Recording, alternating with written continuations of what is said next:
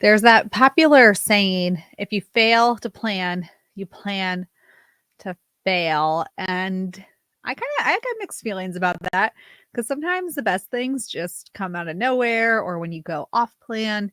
But also I know in my life that where I where I fail to plan for myself and making space for the way I want to feel in my life and my vision for the future, if I don't plan it, that is where I fail. We know that you were born magical. We know that you are intuitive, and we know that you are brimming with everyday enchantment. Here at the Sisters Enchanted, we believe in intention, we believe in intuition, and we believe in everyday magic. Welcome in to the Expedition to Soul podcast. Today we're talking about planning for the year ahead and how I do that. And really, I got to tell you, there's really only like 3 steps for how I do that. It's really simple. And I'm going to share that with you today. And also, though, we're going to talk about why people don't do this, what makes it feel hard, and how to get past those barriers. So that's probably the more important information because, like I said, the steps aren't that challenging. Today, if you're listening to this in real time, it's December 14th and it's my birthday. So happy birthday to me. One of the things that I love about having a birthday this time of year, as an adult anyway, is that my solar return lines up right around Yule in the new year. And like all at once, I get to do this. What's my next year of life look like? And also my next year ahead. And I love that alignment for me. Though I will say that as a kid, I did not love having a December 14th birthday because it was always like my birthday and Christmas mixed together. And my birthday presents all had Christmas wrapping on them. Or like I'd get one thing that was a double whammy gift. This is your birthday and Christmas present. And I was always so jealous of those kids who had birthdays like any other time of the year. But in my family, actually, we got a lot of birthdays around now. My mom's a December baby. I have an aunt whose birthday is almost every year on the solstice on Yule. My husband's nephew, it's my nephew, my brother-in-law's kid, he was born the day after Christmas. Anna's baby, Imogen, she's December 13th. That was such a joy. Although part of me was really hoping that she would just, if she's going to come the 13th, like come the 14th so we can be birthday buddies. But I still call her my birthday buddy. It's a lot of December baby energy in my family. Something about that Sagittarius energy, I guess. Although my aunt and our nephew, they're Capricorns. My aunt's barely a Capricorn. She's like one of those cuspers. Could have been a Sag, could have been a Cap, leans more Cap. Anyway, I digress. Nobody cares about any of this. But happy birthday to me and to every other Sagittarius baby, November or December or Capricorn Decembers, whoever you are, wherever you are. We can all celebrate the return of the sun on solstice and bask in that glory together. Some of that celebration energy for all of us. So maybe because of my birthday, because of the time of the year, I love to plan for the year ahead. I have a background in working with people who have ADHD and executive function challenges. So really struggling to organize themselves, which I think also contributes to my love of all of this planning and getting a jump on the year. Also, my lifestyle is very full. So I am the operator of the Sisters Enchanted and I teach here and I make podcasts and all of that good stuff. I'm also a homeschool mom. I help care for my grandparents. We travel like 5 months of the year around the East Coast of the US, just exploring new places and hiking, doing cool stuff. So it's really important to me to have everything planned out. So here that I take, and then we're going to talk about why people don't do this in their life, like what trips people up and these common barriers that come up that feel impossible to deal with. So the first thing that I do is I think about how I want to feel. No surprise there. If you've been a listener for any period of time, no surprise that I would start with the question, how do I want to feel? And I will use this time to reflect back and think what felt really good about this year and what didn't, Now, for me personally, what continues to feel challenging is because we do travel a lot and we don't travel typically like in one, it's not like we're gone for 5 months. So we're gone for 7 to 10 days, and then we're home for 7 to 10 days, and then we're gone for 7 to 10 days, and then we're home for 7 to 14 days, and then we're gone for 10 to 14 days. And it just seems to be like that for half the year. And so, those of you who have maybe just like commutes to work every day, maybe you have kids who are in activities, or you have adult children who are in and out, or grandchildren who are in and out, or like whatever it is in your life that feels like there's always something in motion. It's like we never get settled. So, one of the things that I know when I reflect back is this sense of never being settled.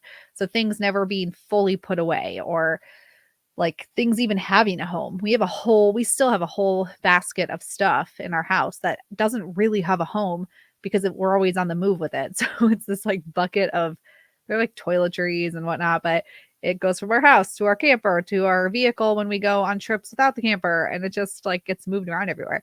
But that stuff is chaotic and it is clutter and I don't love it. So I noticed this year that one of the things I really did not like when I reflect back is this feeling of being unsettled. So when I think ahead to the next year and I want to feel the opposite of that, how does that play into my plans? How does it look for me to feel more settled or grounded? What does that look like? So I might want to consider that. I might want to consider, I really loved where I made my work schedule this year so I wasn't having to teach classes on the road, which in the past I've always just scheduled the classes wherever, and then no matter where I was on the road or not, that's just where I was. And this year I tried to schedule around being on the road, which was really helpful and I loved that feeling.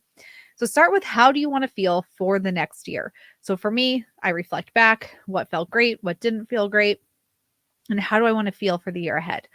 So from there, I get out a good old fashioned calendar. Whatever your calendar system is, get that out. And you're going to go ahead and look through the whole year as much as you can and schedule in the things that are immovable. So if you work a full-time job or a part-time job or whatever, or that you do school pickup or drop off, or you walk pets at a certain time, or these things that are immovable objects. Some people call them rocks, could be your daily grind, whatever it is, those are going to go on the calendar.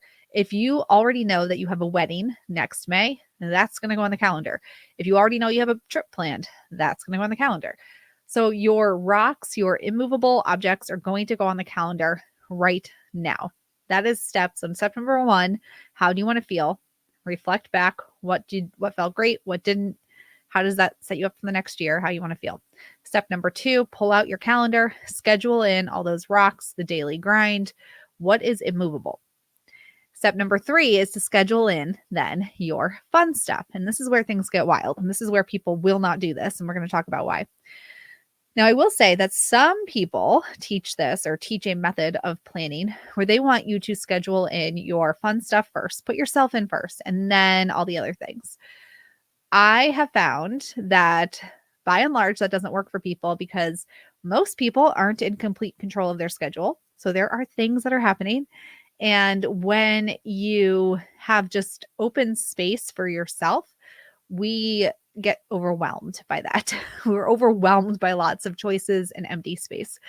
So I think putting in your rocks, your daily grind, the immovable stuff first works for the human brain better, the way we've been socialized. Put those in first, and then your fun stuff. Now, what do I mean by your fun stuff? Well, maybe every other Saturday, you're going to take yourself to brunch. Maybe you have a trip planned. You're going to put it in there. Maybe you want to pick different hikes and you go ahead and you schedule them in for Sunday mornings throughout the year or something like that. And leave white space. The key here is to leave some white space for things that pop up, things that happen. But go ahead and schedule in these fun things you want to do and your rocks, your daily grind. And that is it. Like that is how you plan for the year ahead. How do you want to feel? And then make decisions based on that. So I have already planned for next year. Now, again, I have a lot of control over my schedule. So that's but to some degree, to some I don't. So I teach I host a ritual call with our membership community with the new moon every year when our holistic witchery every year, every lunar cycle. I do that with the new moon. With all the Sabbats, I host a call. We host 2 virtual events. We have an in-person event happening in April. I teach our holistic witchery program on Mondays when that's live. So I already know that those things are happening. And to the extent of like, I guess I could pick a different day of the week or a different time, but I also have other people who attend those. They rely on the consistency. So I have those all already set up for all of 2024 so that I know when I have to work. The people who work with me know when they have to work so that everybody has the freedom to plan ahead for their year. So I've already scheduled all that in. And then I already have booked in all of our trips for next year. They're all already on the calendar. And then I know like when we're going to be home, when we're not going to be home, what we can say yes to, what we can't say yes to. It's already all on there. Now, why don't people do this? Because it's pretty simple. Just put it all in there. Choose yourself and put it all in there. Why don't people do this? Well, if you know your expansion archetype, that can help you with this. So dig back into that if you have access to those videos. But if you don't, you're still going to get something from this. So keep on listening. One, folks are unsure. So this is a very mapper archetype energy where you're just like, I don't know, this is too many options. Somebody else knows the way. I'm going to let somebody else do this.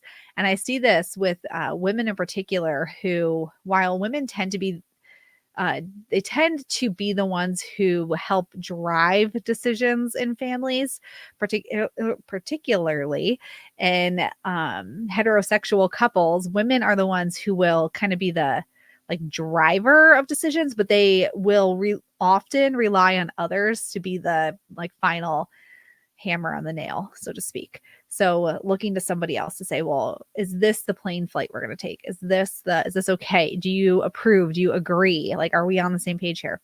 And it's because you're unsure and trusting yourself and just making the call, making the decision and making the plans and arrangements, then you just don't do it. So it's a very mapper energy because you don't know exactly and you're like, oh, well, any of these different things could happen. So I'm not sure. So uncertainty will keep you from following through with planning your year ahead in alignment with the life you want to live. And that's why clarity on what you desire, clarity on your values and what you prioritize is imperative to creating a life that feels like magic. Because when you have clarity, that helps to get rid of the uncertainty that keeps you from making decisions. So just being unsure will keep people from moving forward. The other thing that will keep folks from doing this and planning their year ahead would be the fear of overcommitting, or that people will plan but find that they're overcommitting during the planning and then don't follow through because they say like, oh, there's stuff every day, nothing fits in, there's no time for me, I'm so overwhelmed, I'm so overcommitted, I'm crowded out of my own life. That's a very wanderer energy in the expansion archetypes. So overcommitment and wanting to do everything which then feels like failure and too much, and then you don't put anything in. Another thing is the fear of making a wrong choice. So the fear of just picking something that's wrong and then wishing later you hadn't have done that or you hadn't made that decision. That's very adventurer type energy. A fourth thing that keeps people from doing this is feeling like they aren't the person. Like there's an imposter syndrome that comes in when you're trying to make the plans. So you sit down to do it and then you have all your stuff out and suddenly you're like, who do I even think I am? Like, plan to go on these hikes. I don't even hike. It's on my vision board, but I've never done it. Who do I think I am to do this?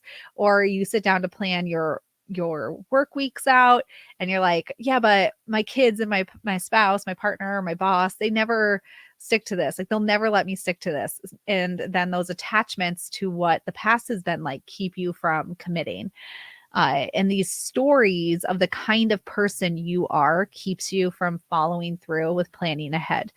Now, I think that planning ahead for the year, whether or not the plan changes, I mean, even my plans, my best laid plans change, but it gives you a sense of comfort that you know what's coming. And it gives you a sense of comfort that you've made space for yourself.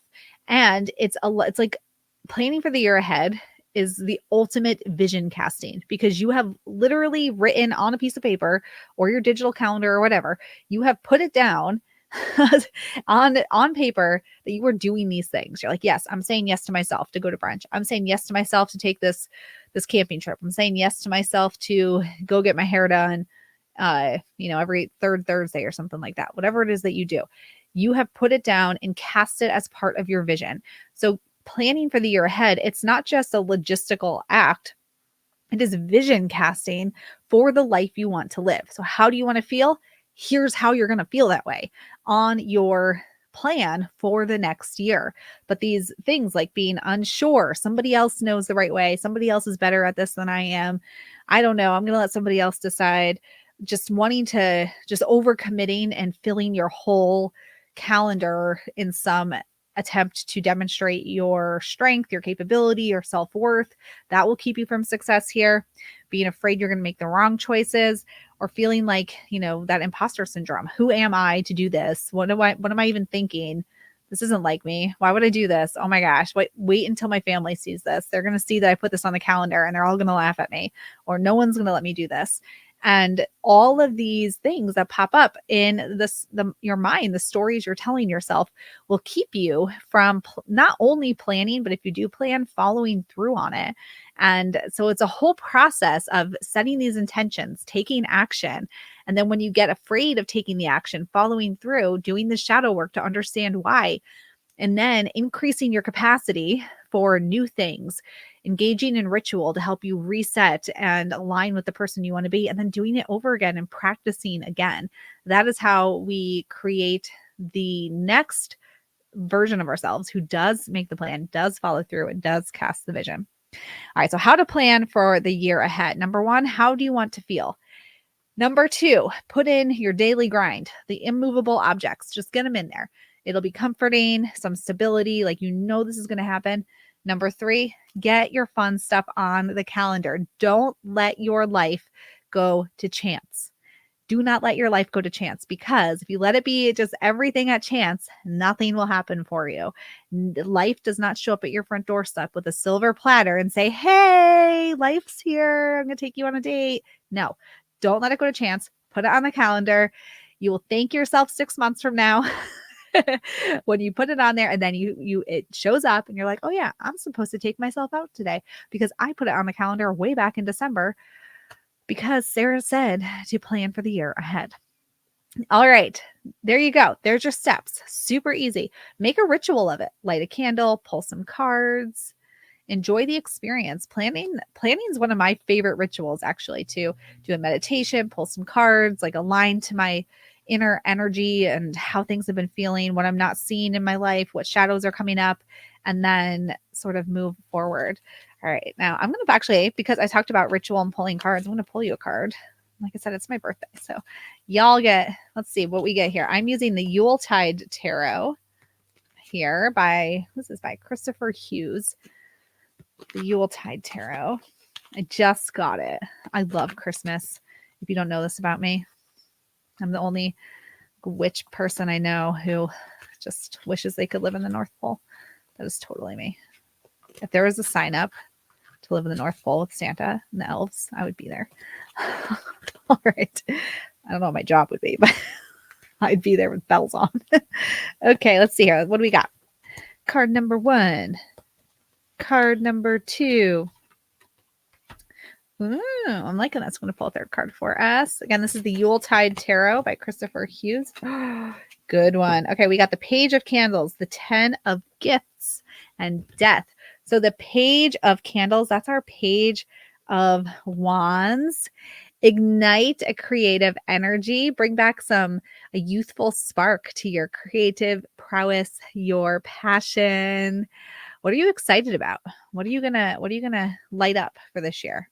The 10 of Gifts. When you know what you're passionate about, then you not only radiate happiness and fulfillment for yourself, but all those around you. And then Death.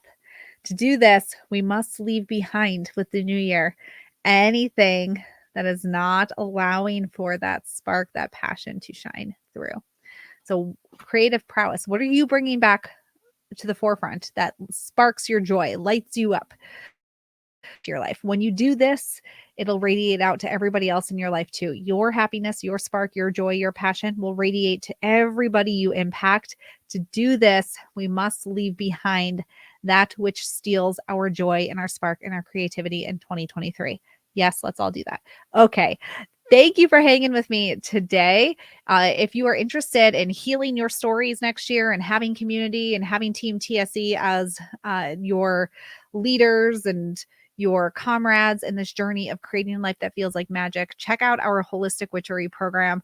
We do have a special registration time and open for you. We'd love to have you in there. You can find more at holisticwitchery.com. All right, y'all. Until next time, I hope that you have an enchanted rest of your day ahead. If you liked this episode of the Expedition to Soul podcast, please rate, review, subscribe. If you're listening on Apple Podcasts, it will really help us spread everyday magic, intention, and intuition to the masses and helps us so much as a small business. Be sure to hit that subscribe button on your favorite podcasting platform so you never miss an episode. There are new episodes every Tuesday. And as always, thank you so much for listening and being part of the community here at the Sisters Enchanted. And we'll see you in the next episode.